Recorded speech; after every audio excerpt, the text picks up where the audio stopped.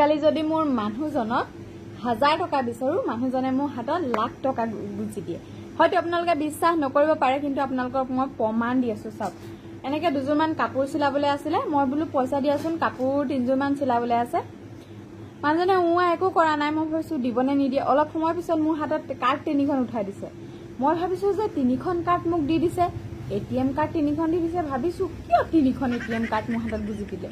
অলপ সময় পিছতহে মই এনেকে চাই পেলাই দেখিছো এখন এখন এটিএম কাৰ্ড নহয় আয়ুষ্মান কাৰ্ড এখন কাৰ্ডত 5 লাখকে আছে মানে 5 3 গুণ 15 লাখ টকা মোৰ হাতত গুজি দি দিছে অলপ সময় পিছত কৈছে বোলে বোলে অটলমিত কাৰ্ডখনো লৈ ল বোলে ইয়াত 2 লাখ টকা আছে মানে 17 লাখ টকা মোৰ হাতত গুজি দিছে এতিয়া মই ভাবিছো কাপোৰ দুযোৰ চিলাওঁতে জানো মোৰ 17 লাখ টকা খৰচ হ'ব দিন যিমানে গৈ আছে কিন্তু সিমানে মৰম বাঢ়ি বাঢ়ি গৈ আছে নে কি কয় আপোনালোকক দিয়ে এনেকে একদম কাৰ্ডে চাৰ্টে 18 লাখ